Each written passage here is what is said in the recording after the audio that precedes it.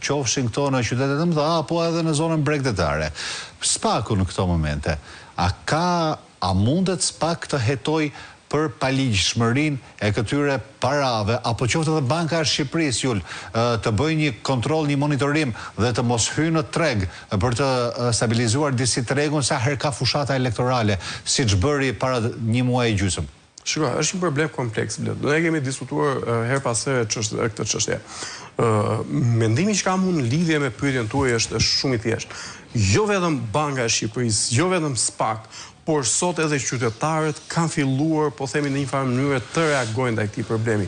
Banka e Shqipërisë ka në dorë, po themi, sistemin e qarkullimit të parave, sepse paratë që vinë në vendin tonë, një pjesë e madhe e tyre injektohen në sistemin bankar, pra paratë, po themi që nuk u dihet burimi, injektohen nëpërmjet formave të ndryshme në sistemin bankar dhe për këtë duhen vendosur filtra dhe sigurisht që Banka e Shqipërisë ka mekanizmin për ta parandaluar. Nga ana tjetër, prokuroria e posaçme, dhe këtu dua të ndalem pak sepse është institucioni që ka të gjithë mekanizmat në dorë për ta goditur abuzimin që po bëhet sot në dëm të mira qytetarëve, jo vetëm në Tiranë, por edhe në qytete të tjera, sidomos në zonat bregdetare, ku gjithashtu është e njëjta panoramë me çmimet e apartamenteve. SPAK do duhet të kishte marrë masa e para për hetimin e korrupsionit, sepse një pjesë e madhe e parave të korrupsionit të zyrtarëve të lartë ka përfunduar pra është ricikluar dhe ka përfunduar në tregun imobiliar.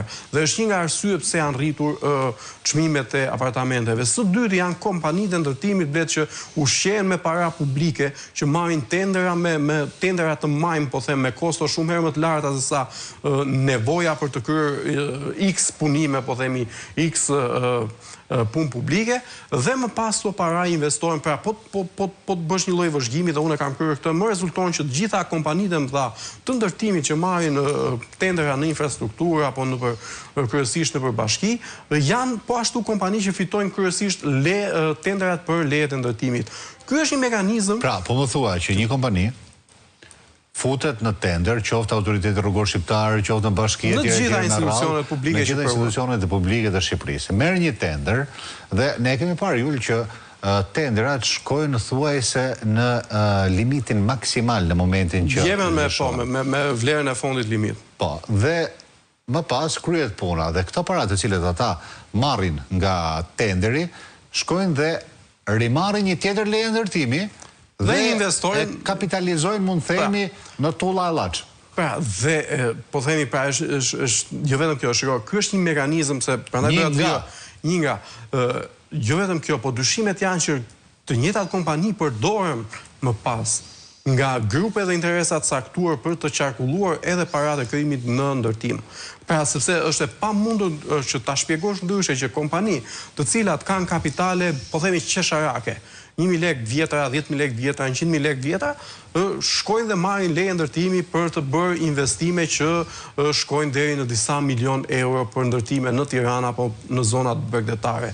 Dhe sot po ndodh një fenomen tjetër që vetë qytetarët për shkak të kësaj anomalie po refuzojnë të blejnë apartamente. Ka një rënje drastike të shitjes së apartamenteve në kryeqytet. Vetë qytetarët për momentin, edhe për shkak të, po themi, të nuhatjes së plasjes asaj që ne e quajmë fluska e sektorit të ndërtimit, kanë filluar ta stopojnë shpenzimet marramense. Dhe këtë gjë unë e shpjegoj me faktin sepse vetë Banka e Shqipërisë ndërhyri në treg, pra duke kuptuar stopimin që po i bëjmë vetë qytetarët blerjes së apartamenteve me çmime abuzive. Qytetarët po ngurojnë të blejnë një hyrje 100 metra katror 150.000 euro. Po. Kjo është e vërtet. Pra të gjitha shifrat flasin që qytetarët kanë filluar të refuzojnë të blejnë apartamente, të paktën për një periudhë kohe, rënja e numrit të apartamenteve është, po themi, në rënje të lirë. Pra ka një rënje të lirë të shitjes së apartamenteve. Mund të quhet refuzim apo dorëzim, Jul, pasi qytetarët mund të kenë kuptuar që është një lloj refuzim.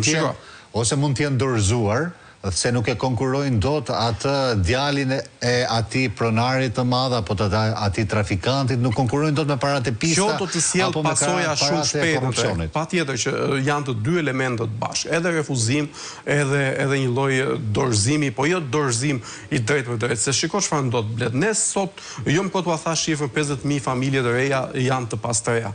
Është një cikël abuzimi që lidhet me strehimin dhe ne kemi diskutuar. Çështja është që sot qytetarët nuk mund të shkojnë dhe të zhyten në kredi për të paguar qoftë interesat, por qoftë çmimet abuzive të apartamenteve. Dhe çfarë ndodhi? Pak kohë më parë, që në një farë mënyrë Banka e Shqipërisë ndërhyri dhe kufizoi, po themi, limitoi dhënien e kredive për blerjen e apartamenteve.